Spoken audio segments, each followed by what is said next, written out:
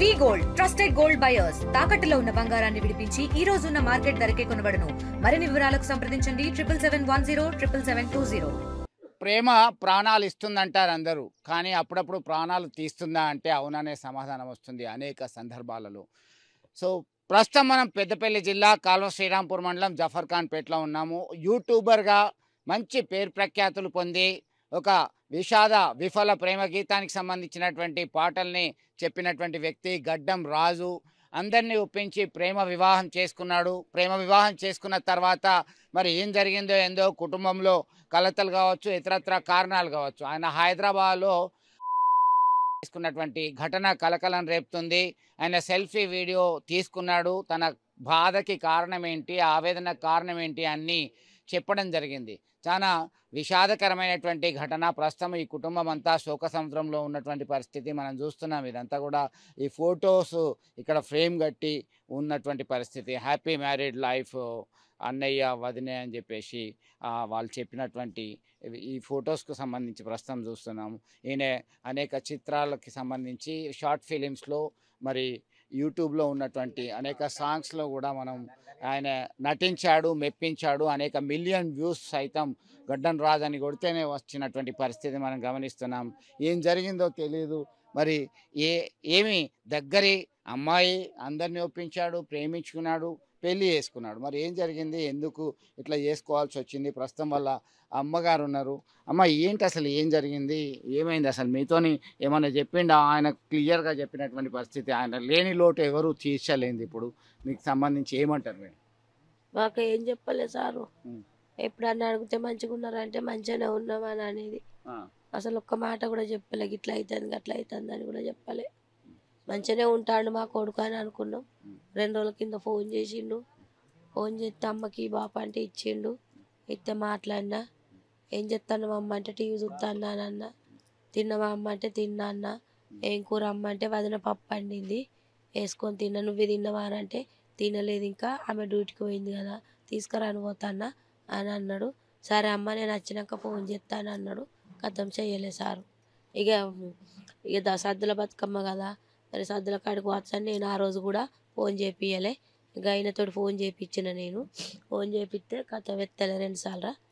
ఇక అదే సార్ జరిగింది. కథం 12:30కు మేము బతుకమ్మల కాడ ఉన్నాం. 12:30కు మీ కొడుకు ఉరి పెట్టుకున్నాడని మా ఆయనకి ఫోన్ చేసిర్రట. కథం ఆడావుడిగా వెళ్ళిపోయినాం సార్. ఇక ఏం జరిగిందో ఏమో. ఆయన అక్కడ మేము ఇక్కడ దగ్గరుంటేనేమో ఏదైంది అన్నది చూసుకుందాము. దూరం ఉన్నాడు కాబట్టి ఆయన ఎట్లా చేసిండో ఏది చేసిండో ఆ వీడియో చూసిన తర్వాత మాకు తెలిసింది సార్. అంతే, మాకు తెలిసింది అంతే.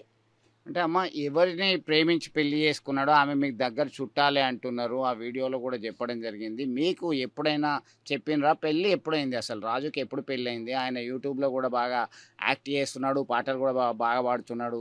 అయినా ఆయనకున్న బాధను మీకు చెప్పిండా ఎప్పుడన్నా ఇట్లా జరుగుతుందని? ఎన్నడూ ఒకసారి బాగా రోజుల కింద అన్నాడు, కొట్టినా అన్నాడు. కొట్టినవా అన్న వాళ్ళు ఎందుకు కొట్టినవురా అని అంటే, నన్ను ఇట్లా బాగా పెళ్ళైన కాంచి నా టార్చర్ భరించలేకపోతానమ్మ, నాకు దీన్ని అంత మంచిగా అనిపించలేదు అని అన్నాడు. మరి రా ఇడికి రా, నువ్వు ఎందుకు అంత టార్చర్ అనిపిస్తాను అంటే అన్నాడు. సౌందర్య నాకంటే 1 సంవత్సరం పెద్ద కదా, దీనికి నాకు పడతలేదు, నాకు మంచిగా అనిపించలేదు అని అన్నాడు. అన్నవల్ల నేనన్నా సరే కొడుకు నువ్వు ఇంటికి రా సప్పుడేక, మనం ఏదన్నోడు చేసుకుందామని అంటే కదా మళ్ళీ వాళ్ళ కాలే సరిదిద్దుకున్నారు. మళ్ళీ ఒకటైలు సార్. ఇక మళ్ళీ తెల్లారి ఫోన్ చేసి ఏమైందిరా ఇట్లాంటివి రాకపోతే అంటే ఇక మంచిగానే ఉన్నావు మమ్మీ అని అన్నాడు. ఇక అంతే. ఎవరు కారణం అంటారు? మీరు పోలీసులకి చెప్పారా, ఫిర్యాదు చేసినరా, ఏంటి అసలు? పోలీసులకు చెప్పినాం కానీ ఇక మేము ఇక మా కొడుకుకి రావాలి. ఇప్పుడు పోలీస్ కేసు అన్నాం అనుకో, ఆనే 2-3 రోజులు అవుతుంది. పోదు, బాగా దూరం ఉన్నది కదా. కొంచెం దగ్గర ఉంటేనేమో చర్య తీసుకుందాం. అయిపోయినాక 2 రోజులకా 3 రోజులకి వచ్చి మేము కేసు పెట్టుకుంటామని ఇంటికి వచ్చినాం సార్. అది జరిగింది. అది యూట్యూబ్ ఛానల్ నా కొడుకు పాటలు తీసేది కదా, అది కూడా 5 లక్షల ఛానల్ ₹1,00,000 అమ్మిచ్చింది. నువ్వు పాటలకు పోవడం అవసరం లేదు, నువ్వు అటు పోవడం అవసరం లేదు అని మొత్తం ఘోరంగా. మీ ఇంటికి పోవద్దు, మీ అవ్వగారింటికి పోవద్దు, మనం ఈయన్నే ఉండాలి, మీ అమ్మతోటి అవసరం లేదు, మీ డాడీతోటి అవసరం లేదు మీ వదిన కూడా నీకు ఊకే ఫోన్ చేస్తుంది, మీ వదినతోటి కూడా అవసరం లేదు, మీ అన్నతోటి అవసరం లేదని ఊకే టార్చర్ పెట్టేదట. మా వాళ్ళని ఎందుకు తిడతావు, నా గురించి మా వాళ్ళని ఎందుకు తిడతావు, మీ వాళ్ళు దగ్గర ఉన్నారు ఆయన, మీ వాళ్ళని ఊకే చూస్తానని మా వాళ్ళని తిడతాన్నవా అనిగా నా కొడుకు బాగా టార్చర్ అయిపోయింది. మా బాపును మా అమ్మని ఎందుకు బాధ పెట్టాలి, మా వాళ్ళని ఎందుకు తిట్టాలి ఇదని మానసికంగా కుంగిపోయి నా కొడుకు అది చేసుకున్నాడు సార్. జరిగింది అది, మాకు తెలిసింది అది. నా కొడుకు దగ్గర ఉంటే మేము ఏదో చేసుకుందాం ఎట్లా చేసుకుందాం కానీ కానరాని రాజ్యాన్ని ఉన్నాడు. అక్కడి విషయాలు మాకు ఎక్కడ తెలుస్తాయి సారు. నా ఇంటికాడ ఉంటే భార్య భర్తలకు లొల్లి వచ్చినా కానీ ఎందుకని మేము సరిదిద్దుకునేటోళ్ళం. కానీ దూరాన్ని ఉన్నారు, వాళ్ళ మధ్యలో ఉన్నది నా కొడుకును చంపింది. వాళ్ళ మధ్యలో చుట్టూ వాళ్ళ మధ్యలో ఉన్నది వాళ్ళ అమ్మ వాళ్ళ పిన్ని, అది ముగ్గురు కలిసి చంపిళ్ళు సారు. జరిగింది ఇది. ఓకే. సో మొత్తం మీద మానసికంగా వేదన ఉండడం వల్లనే చెప్పేసి ఆవేదన వ్యక్తం చేస్తున్నటువంటి పరిస్థితి మనకి గమనిస్తున్నాం.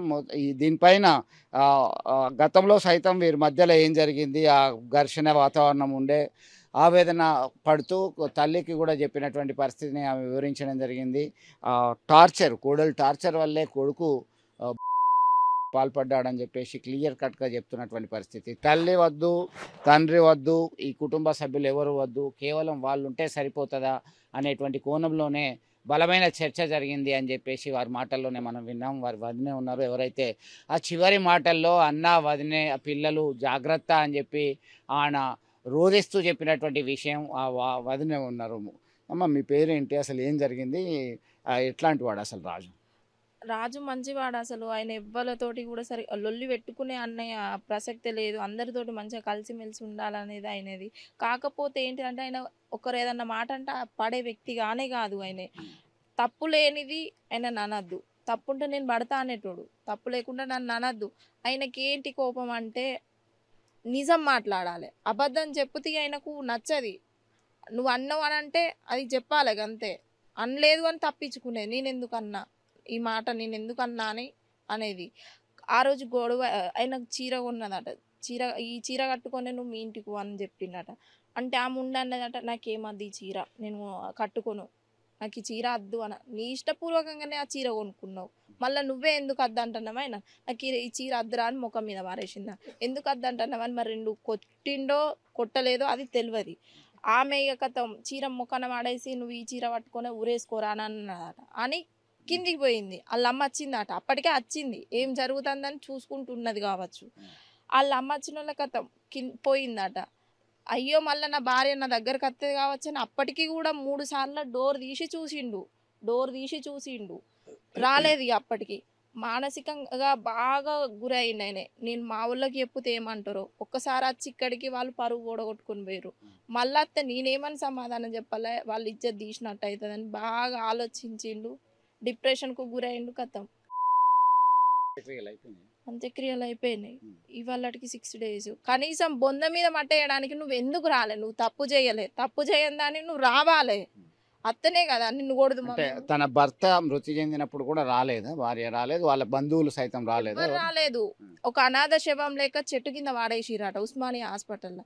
వాళ్ళ చెల్లె ఉన్న వాళ్ళ అన్నయ్య వచ్చిర్రు, మా తమ్ముడిని గిట్ల ఎందుకు వాడేసిర్రు అంటే మేము పోమాటు, దయ్యాలు తిరుగుతున్నాయి, మేము ఎందుకు పోతాం. మరి వాళ్ళ చిన్నమ్మాయి చచ్చిపోయినప్పుడు బాడీ పట్టుకొని హాస్పిటల్ మొత్తం తిరిగిందానివి, ఇప్పుడు నీ భర్త దగ్గర నువ్వు ఎందుకు లేవు అంటే భర్తనేమో అంత పరాయోడు, చిన్నమ్మేమో కావాల్సింది. మళ్ళీ వాళ్ళు వచ్చి గొడవ పెట్టి చేసినాక ఐసీయూలకు షిఫ్ట్ చేసిరట. మేము ఇక్కడ ఉంటే వాళ్ళు అసలు ఉన్నారా వీళ్ళు అన్నట్టుగా ఎక్కడనో మాకు కనబడకుండా వేరే కాడ కూర్చున్నాడు. అట్లా యాక్టింగ్ చేసింది. రాజు నువ్వు లేకుంటే నేను బతకలేను అని అన్నావు, ఆ ప్రేమ అంత ఏడపోయింది ఇప్పుడు కూడా రాలే. అంటే వీళ్ళు ఎన్ని సంవత్సరాలు ప్రేమించుకున్నారు, ఎప్పుడు వీళ్ళ వివాహం అయింది? ఎందుకంటే గతంలో పెద్దలు ఏమన్నా వద్దన్నారా ఈ పెళ్ళిని? ఆ తర్వాత పెద్దల్ని ఒప్పించుకొని దగ్గర చుట్టాలే అంటున్నారు. ఆ చుట్టాలమ్మాయి అందరినీ ఒప్పించిండ్రు, ప్రేమించుకున్నారు. ఎన్ని రోజులు ప్రేమించుకున్నారు, ఎప్పుడు పెళ్ళైంది వీళ్ళకి పెళ్ళై March 6th పెళ్ళయింది సారు. 3 నెలలు అయింది. 3 నెలల్లో కూడా గొడవ పెట్టుకున్నారట. ఏదో కారణంగా గొడవ పెట్టుకున్నారు. ఈమె పోలీస్ స్టేషన్లో కూడా పోయి నాకు అద్దు విడాకులు ఇస్తానని ఫస్ట్ వాళ్ళే అన్నారట. సరే నీకు నేను ఇష్టం లేనప్పుడు సరే నేను కూడా విడాకులు ఇస్తాను అని అన్న వాళ్ళు అంటారట. అగో మొగోడే విడాకులు ఇస్తానంటాడు, నా చెల్లె ఎందుకు ఇయ్యేది, నా చెల్లెనికి అంతగానో టార్చర్. టార్చర్ అంటే అమ్మాయి అంటేనే కదా ఇప్పుడు అబ్బాయి కొట్టేది, వేరే కారణంగా అయితే కొట్టాడు కదా. ఆహా నా చెల్లె చూడు దెబ్బలు, మీ చెల్లెనైతే మీరు ఊకుందిరా. అరే మీ అమ్మాయి మాటలు అన్నది, అమ్మాయి మాటలు అంటేనే అబ్బాయి ఒక దెబ్బ ఎత్తాడు, అతి అయితే వేయడు కదా. వాళ్ళకి ఏమన్నా అంటే అవసరమా? పెద్ద మనుషులు ఏమన్నా మాట్లాడి వాళ్ళు పంచాయతీ అన్నారు కదా, ఇగో గంత గొడ్డును కొట్టినట్టు కొడతారు, మీ చెల్లి అయితే ఊకుందిరా, ఇప్పుడు అక్కడికి తీసుకోపోతా అంటారు, దానికి ప్రాణహాని ఉన్నది, మేము పంపియం దాన్ని, 3 నెలలు ఇక్కడనే ఉండాలి, కౌన్సిలింగ్ నడుస్తుంది అని అన్నారు. అన్నోళ్ళు ఈయన కూడా సరే అంటే పోలీస్ స్టేషన్ల వరకు వెళ్ళిండ్రా, ఫిర్యాదు చేసుకున్నారు, కౌన్సిలింగ్ కూడా నడుస్తుందా? ఈ నడుస్తుంది. విభేదాలు అంటే 6 నెలల కాలమే కేవలం, 6 నెలలే. మార్చిలో పెళ్ళైంది, సెప్టెంబర్ 29 మృతి చెందిండు. ఆ కార్డు ఇయ్యరా ఒకసారి. అప్పటికి వీళ్ళది గొడవ జరుగుతుంది. ఆ అండ్ల వాళ్ళందరట అబ్బాయి నువ్వు ఇంకోసారి చేయకు వద్దు అని అంటే సార్ అప్పటికి కూడా పాపం ఆయనే సరే నేను కొట్టినందుకు నాది కూడా తప్పైందని పోయి కాళ్ళ మీద కూడా పడ్డాడు, దాని కాళ్ళ మీద పడ్డాడు. అప్పుడు కూడా నీకు కొంచెం కూడా బాధ అనిపించలేదు సార్? అయ్యో నా భర్తకి ఇంతమంది ముంగట కాళ్ళ మీద పడ్డాడు, నేను ఎందుకు విలువ తీయాలి, మనకి ఏదైనా గొడవ ఉంటే మన నలుగురి మధ్యలో ఉండాలి కానీ నువ్వు ఎందుకు అందరి ముందటకి ఇట్లా సౌందర్య అని అంటే కూడా నువ్వు పడాలి. ఇంకా ఈయనే కాదు, ఇంటింటి రాజులంతా నా కాళ్ళ మీద పడాలని అన్నది. అది మాకు మంచిగా అనిపించలే.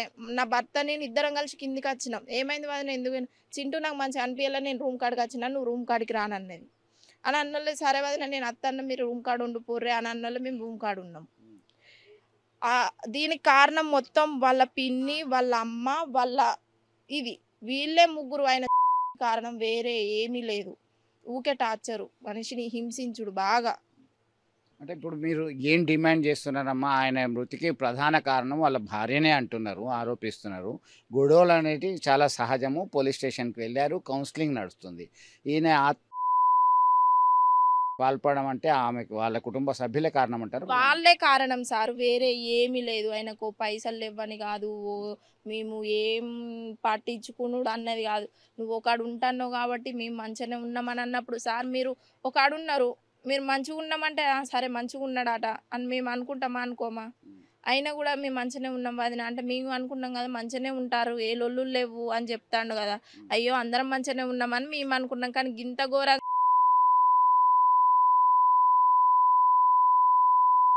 దాని తల్లి, ఈ సౌందర్య, సువర్ణ వీళ్ళు ముగ్గురే తప్ప ఎవ్వరు వేరే ఏమి కాదు. చాలా విషాదం. ఎందుకంటే అనేక షార్ట్ ఫిలిమ్స్లో నటించాడు. ఆయన సింగర్, మంచి సింగర్, మంచి యాక్టరు, చాలా అద్భుతమైనటువంటి వ్యక్తి అని చెప్పి అంటున్నారు. దీంతో మనం ప్రస్తుతం వాళ్ళ వెడ్డింగ్కి సంబంధించిన కార్డు చూస్తున్నాము. మార్చి 6వ తేదీ మార్చి 2025 ఉదయం 11:06 హైదరాబాద్లో జరిగింది. జిమ్రెస్ బ్యాంకెట్ హాల్, విజయనగర్ కాలనీ, హైదరాబాద్లో వివాహం జరిగింది. పెద్దలను ఒప్పించారు. అమ్మాయి కొద్దిగా ఏజ్లో కొద్దిగా పెద్ద అయినప్పటికీ పెద్దలను ఒప్పించారు. రిసెప్షన్ సైతం గ్రామం, ఇప్పుడు మనము ఎక్కడైతే ఉన్నామో వీళ్ళ స్వగ్రామం, ఈ స్వగృహము ఉన్నంతలో మనం ఆత్మ గౌరవంతో ఉందామనేటువంటి మెంటాలిటీ ఉన్నట్టుగా వాళ్ళ కుటుంబ సభ్యులు చెప్తున్నారు. రిసెప్షన్ సైతం 7వ తారీఖు 3వ నెల 2025 జరిగింది. అయితే 6 మాసాల వ్యవధిలోనే కుటుంబ సభ్యుల మధ్య, భార్యాభర్తల మధ్య జరిగినటువంటి గొడవ కాస్త పోలీస్ స్టేషన్ వైపుకి దారితీసింది. అందులో కౌన్సిలింగ్ సైతం నడుస్తుంది అని చెప్తున్నారు. ఇంతలోనే ఇలా చేస్తాడని అనుకోలేదు. ఖచ్చితంగా రాజు భార్య, రాజు కుటుంబ సభ్యులు మాత్రమే, వారి కుటుంబ సభ్యులు మాత్రమే అతని కారణం, వారి మీద చర్యలు తీసుకోవాలని చెప్పేసి ఆ కుటుంబ సభ్యులు చెప్తున్నారు. సో వాళ్ళ ఫ్రెండ్, దగ్గర రిలేటివ్ ఒక సింగర్ ఉన్నాడు. ఎందుకంటే రాజు స్వయంగా ఒక సింగరు, దీనికి సంబంధించి వాడితో ప్రతినిత్యం కాంటాక్ట్లో ఉండేటువంటి వ్యక్తి. ఏం జరిగింది అసలు, ఏంటి అసలు, ఎట్లా జరిగింది, మీ పేరేంది, ఏం చేయొచ్చు? యాక్చువల్లీ నా పేరు అనిల్ మాస్టర్ అంటారండి. రాజు ఇక్కడే పుట్టిండండి, మా కళ్ళ ముందట పెరిగినటువంటి అబ్బాయి, మావోడు. మేము తనతో షేర్ చేసుకున్నటువంటి ప్రతిదీ, అంటే ఎప్పుడు వచ్చినా కూడా మాతో పాటు గేమ్స్ ఆడేది, మేము క్రికెట్ ఆడుకునేది కలిసి, అదేవిధంగా చిన్న చిన్న పార్టీ చేసుకునేది, కూర్చునేది, మంచిగా మాట్లాడుకున్నది, మంచిగా ఉండేది సార్. విషయం ఏంటంటే ఇంత బాగుండేటువంటి తను ఒక బ్రిలియంట్ క్యాండిడేట్ సార్, మంచి నటన ఉన్నటువంటి, దాంట్లో ఒక నేపథ్యం కలిగినటువంటి, నటనలో నేపథ్యం కలిగినటువంటి వ్యక్తి. ప్లస్ ఇంకోటి ఏంటంటే సిన్సియర్, చాలా సిన్సియరు, నటనే సర్వస్వంగా ఉండేటువంటి వ్యక్తి. ఎన్ని సాంగ్స్లో ఆయన నటించిండు, ఎన్ని సాంగ్స్ ఆయన వాడిండు. యూట్యూబ్లో ఆయనకు సంబంధించి గడ్డం రాజు అని కొడితే కూడా వస్తుంది, ఫాలోవర్స్ కూడా ఉన్నాయి, వ్యూస్ ఉన్నాయి. ఎప్పటి నుంచి ఈయన పాటలు పాడము, యాక్టింగ్ చేయడము, షార్ట్ ఫిలిమ్స్లో చేయడము, ఇవన్నీ కూడా చేయడం వృత్తిగా చేస్తున్నాడు. తను ఒక నట ప్రస్థానం ఏంటంటే చిన్నప్పటి నుంచి సార్, చాలా చూడగానే అప్పుడు ఏంటంటే తనకి ఫస్ట్ డ్యాన్స్తో స్టార్ట్ చేసింది సార్. అప్పుడు నేనేంటంటే డ్యాన్స్ మాస్టర్ చేసేవాడిని. యాక్చువల్లీ నేను డ్యాన్స్లో చేస్తూ ఉంటే తను కూడా డ్యాన్స్ మెలకువలు నేర్చుకొని డ్యాన్సులు చేయడం, అదేవిధంగా దాంతోపాటు వాళ్ళ తల్లిదండ్రులని అడిగి మెల్లగా ఈ డ్యాన్స్లోకి రావడం జరిగింది, నట ప్రస్థానంలోకి రావడం జరిగింది. కానీ నేటితో తన నట ప్రస్థానం అనేది ముగియడం అనేది చాలా బాధాకరమైనటువంటి విషయం సార్. ఎందుకంటే ఒక మంచి వ్యక్తి, ఒక మంచి నటన కలిగినటువంటి అబ్బాయి నేడు మన మధ్యలో లేకపోవడం అనేది చాలా బాధాకరమైనటువంటి విషయం సార్. ఇంకోటి ఏంటంటే మాతో ఉన్నటువంటి వ్యక్తి మా మధ్యలో డైలీ సార్ తను ఉన్నా లేకున్నా తను వేరే భౌతికంగా దూరమైన కూడా తన పాటలతో తన మాటలతో తను ఎల్లప్పుడు మా హృదయంలోనే ఉన్నారు సార్. ఎందుకంటే రోజు కలిసి మేము ఆడుకున్న వాళ్ళం, మాతో పాటు తిరిగినటువంటి వ్యక్తి చాలా బాధాకరమైనటువంటి విషయం సార్. ఇంకోటి ఏంటంటే నేను చెప్పదలుచుకున్నది ఏంటంటే సార్, తను పిరికివాడు కాదు సార్, చాలా గొప్ప మోటివేటర్ సార్. ఎవరికైనా ఇలా చేస్తున్నా అంటే ఇలా చేయకూడదు, ఎందుకు మీరు ఇలా అంటే చేస్తున్నారు? మీరు అంటున్నారు సార్. ఎందుకంటే మంచి సింగర్ డాన్సర్ యూట్యూబ్లో చాలా సార్. పేరు ప్రఖ్యాతులు వచ్చినాయి, చిన్నతనంలో అనుకున్న ప్రేమ వివాహం చేసుకున్నాడు, ఆర్థికంగా కూడా ఇప్పుడిప్పుడే నిలదొక్కుంటున్నాడు. ఇటువంటి పరిస్థితుల్లో ఆయన యూట్యూబ్ ఛానల్ని అమ్ముకున్నాడని చెప్పి చెప్తున్నారు. అలాగే ఆయనకు ఉన్న పాపులారిటీ ఉంది, మరి దానికి ఫుల్ స్టాప్ పెడతా అనుకున్నారు. ఆయన ఎందుకు మరి అట్లా మాట్లాడి చివరి మాటలు కలిసి వేసేలా ఉన్నాయి, మీరు కూడా చూసుంటారు ఆ వీడియో కూడా. దానికి సంబంధించి అయితే ఆయన ఇక నేను తట్టుకోలేకపోతున్నాను, ఆ టార్చర్ను భరించలేకపోతున్నా, అమ్మ నాన్న అన్నయ్య వదినే పిల్లలు అనుకుంటా అందరినీ పేరు పేరున సంబోధించుకుంటూ చివరి మాటలు మాట్లాడిండు. ఎట్లా చూస్తారు సార్ ఒకటి సార్ ఏంటంటే సార్, తనకి నట ప్రస్థానంలో ఉన్నటువంటి ఆ సాంగ్స్ కానీ అవన్నీ కూడా ఆయన చేసేటువంటి తనకి నటన అంటే పిచ్చి సార్, చాలా పిచ్చి అంటే పిచ్చి. అలాంటి వ్యక్తి ఈమెను చేసుకోవడం వల్ల ప్రేమించి మ్యారేజ్ చేసుకున్నాడు కదా సార్, పెళ్లి మ్యారేజ్ కాబట్టి ప్రేమించి పెద్దలను ఒప్పించి మరి చేసుకున్నాడు సార్. మ్యారేజ్ చేసుకున్నప్పుడు ఏంటంటే సరే ఏదేమైనా వాటెవర్ సంసారం అన్నాక గొడవలు అనేది సహజం సార్. బట్ తను చేయబట్టి ఆ అమ్మాయి అనేటువంటి వ్యక్తి చివరికి ఆ అమ్మాయి చేసినటువంటి విషయం వల్ల తనకు నచ్చినటువంటి ఫీల్డ్లో ఉన్నటువంటి ఛానల్ని అమ్ముకున్నాడు.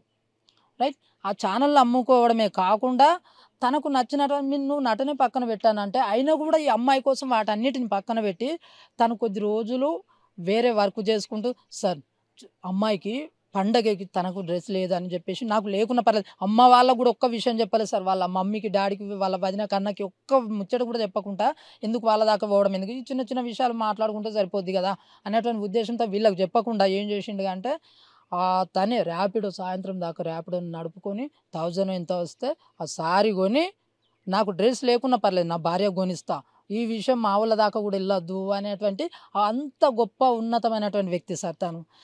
అలాంటి వ్యక్తిని నువ్వు ఈ విధంగా మోసం చేసినావు అంటే నువ్వెంత చీటర్, బిగ్ ఫ్రాడ్ సార్. చాలా నేను దీన్ని ఖండిస్తున్నా సార్. ఇంకోటి ఏంటంటే మీ మీడియా ముఖంగా నేను తెలియజేస్తున్నా సార్, దయచేసి ఇలాంటి రాజులు ఎంతమంది బలవుతున్నారు, ఇలాంటి రాజు లాంటి వ్యక్తులకి ఇంకా ఏ ఆడదాని వల్ల మేము కోరుకునేది ఒకటి సార్, వాళ్ళ ఇప్పుడు మా అత్తమ్మ కానీ మా మామయ్య కానీ వీళ్ళకి అగో సార్ ఇంట్లో సిల్వర్ వచ్చింది సార్, తనకి యూట్యూబర్లో సిల్వర్ అది వచ్చింది సార్. అంత గొప్ప అయినటువంటి స్థానాన్ని సంపాదించుకున్నటువంటి వ్యక్తి ఆ ఛానల్ అమ్మిపించింది సార్. ఆ వ్యక్తి ఛానల్ అమ్మిపించడమే కాకుండా తను మానసికంగా సార్ తను ఇలా చేయకుంటే ఉండేది అట్లెందుకు చేసుకున్నాడు పిచ్చి అది అని చెప్పేసి అంటున్నారు. కానీ దాని వెనకాల ఉన్నటువంటి తను ఎంత ఆత్మగోచ, తను ఎంత మానసికంగా కృంగిపోతే ఈ విధమైనటువంటి డిసిజన్ తీసుకున్నాడు సార్. ఒక్కసారి మీడియా ముఖంగా దయచేసి తెలియజేస్తున్నా, ప్రతి ఒక్కరు కూడా ఇలాంటి అమ్మాయిలకి సరి అయినటువంటి శిక్ష పడాలి. నేను కోరుకునేది ఒకటే, వీళ్ళ కుటుంబానికి న్యాయం జరగాలి, పైనున్న రాజు ఆత్మకి శాంతి కలగాలని అంటే అమ్మాయికి తగు శిక్ష పడాలి. ఇలాంటి అమ్మాయిలు ఇంకా తయారు కాకూడదు సమాజంలో. ఇలాంటి వేరే ఎవరైనా కూడా ఇంకేదన్నా చేయాలనుకున్న భయపడేటువంటి విధంగా చట్టాలు తీసుకురావాలి ప్రభుత్వాలు. దీనిపైన కూడా ఒక్కసారి మీ మీడియా ద్వారా ప్రభుత్వానికి తెలియజేయడం ఏంటంటే, దయచేసి ప్రభుత్వాలు మీరు కూడా పట్టించుకోండి. ఇలాంటి రాజులు మరింతమంది బలవుతూ ఉన్నారు. అమ్మాయిలు కదా అబ్బాయిలు కూడా బలవుతూ ఉన్నారు, అబ్బాయిలు కూడా అమ్మాయిల లాగానే బలవుతూ ఉన్నారు. సో దీనికి సరైనటువంటి చట్టాలని తీసుకురండి. ఇలాంటి ఏ విధమైనటువంటి ఏ ఒక్క చిన్న మిస్టేక్, ఇప్పుడు మగవాళ్ళు ఏదైనా తప్పు చేస్తే పోక్సో చట్టం లాంటిది ఇలాంటివి తీసుకొచ్చారు సార్. బట్ అలాంటిది అమ్మాయిలు కూడా ఏదైనా తప్పు చేస్తే మగవాళ్ళకు న్యాయం జరిగేలాగా తీసుకురండి. ఎందుకంటే ఈరోజు అబ్బాయిలు అనే వ్యక్తులు మ్యారేజ్ చేసుకోవాలంటే భయపడుతున్నారు సార్ సమాజంలో. ఎంత సిగ్గుచేటు. కార్యేషు దాసి కర్ణేషు మంత్రి భోజేషు మాత శయనేషు రంభ అని చెప్పేసి ఆడదాన్ని కీర్తిస్తారు సార్. అలాంటి ఆడది నేడు ఒక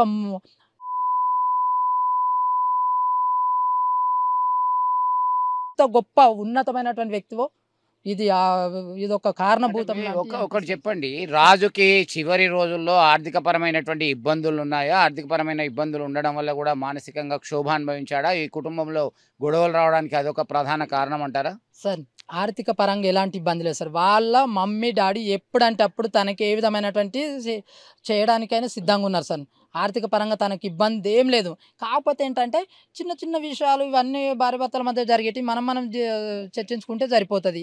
దీన్ని అమ్మానాల దాకెందుకు, వాళ్ళకి చెప్తే వాళ్ళు కూడా మళ్ళీ బాధపడతారు, మా వాళ్ళని ఎందుకు బాధ పెట్టాలనేటువంటి ఉద్దేశం తనలో తానే కుమిలిపోయి ఇలాంటి. ఇంకోటి సార్ ఏంటంటే తను ఒక్క డిసిజన్ ఏం తీసుకున్నాడంటే ఆ లాస్ట్ మూమెంట్లో వాళ్ళ మమ్మీకో డాడీకో అన్నకో వదినకో కనీసం మా లాంటి వాళ్ళకి ఎవరికి ఒక్కరికి ఫ్రెండ్స్కి కూడా కాల్ చేసినా ఆ టైంలో మేము ఏదో రకంగా మోటివేట్ చేసేవాళ్ళం. కానీ ఇలా పిరికి అని చాలామంది అంటున్నారు. కానీ మీడియా ద్వారా నేను తెలియజేస్తున్నా, అలాంటి వ్యక్తి రాజు అనేటువంటి వ్యక్తి అలాంటి వాడు కాదు. చాలా ఉన్నతమైనటువంటి వ్యక్తి, 10 మందికి ఒక గొప్ప విషయాలను షేర్ చేసేటువంటి వ్యక్తి సార్. అలాంటి వ్యక్తిని ఇంతటి దారుణానికి ఒడిగట్టుకున్నాడు. తను కొనిచ్చినటువంటి డబ్బులు లేకపోతే ర్యాపిడో నడుపుకొని ఆ సారి కొనిస్తే నువ్వు కట్టుకోవా అంటే నీకు భర్త పైన ఏ విధంగా నీకు గౌరవం ఉంది? నువ్వేం సాధించుదామనుకున్నావు? అంటే నువ్వు ఇటు ఇంటిల్లి పాదిని టార్చర్ చేస్తావు, కట్టుకున్న భర్తని టార్చర్ చేస్తావు. అయినా కూడా నేను ప్రేమించి పెళ్లి చేసుకున్నా కాబట్టి ఇంకనైనా నేను మా వాళ్ళ దాకా ఇబ్బంది పెట్టొద్దు, వాళ్ళకు కూడా ఎలాంటి అజయద్దు అనేటువంటి ఉద్దేశంతో తనకు తానే బలైపోయాడు సార్. ఇది ఒక పాట పాడతారా మీరు? రాజుకు సంబంధించింది కావచ్చు, ఆయన లేని లోటు చాలా ఎవరు పూడ్చలేంది, మీకు ఫ్రెండ్స్ కావచ్చు, రిలేటివ్స్కి, తల్లిదండ్రులకి. ఎందుకంటే మనం చూస్తున్నాం ఇది ఒక యూట్యూబ్లో మనకి గడ్డం రాజు presented to Gaddam Raju Telugu vlogs for passing 1 lakh subscribers అప్పుడు వచ్చింది. కానీ చాలా మంది 2 lakhs దాటింది, అప్పుడు 1 lakh వచ్చినప్పుడు వచ్చింది ఒక పాట. తను మా మధ్యలో లేకుండా, భౌతికంగా మా మధ్యలో లేకున్నా సార్, మానసికంగా తన ఆత్మకి శాంతి చేకూరాలని నా భగవంతుని వేడుకుంటూ వాళ్ళ కుటుంబానికి ప్రగాఢ సానుభూతి తెలియజేస్తూ సార్ తన పైన నేను రాసుకున్నటువంటి పాట. పూసింది తంగేడు పూలరెమ్మ, వచ్చింది దసరా పండుగమ్మ, ఒక్కసారి రమ్మను వాళ్ళ నాన్నని ఓదార్చి పొమ్మను, ఒక్కసారి రమ్మను వాళ్ళ అమ్మని ఓదార్చి పొమ్మను. పూసింది మామిడి పూలరమ్మ, వచ్చింది దసరా పండుగమ్మ, ఒక్కసారి రమ్మను వాళ్ళ నాన్నని ఓదార్చి పొమ్మను, ఒక్కసారి రమ్మను వాళ్ళ అమ్మని ఓదార్చి పొమ్మను. ఊరికి చివరన ఒంటరిగా తానొక్కడే అలిగి ఉన్నాడట,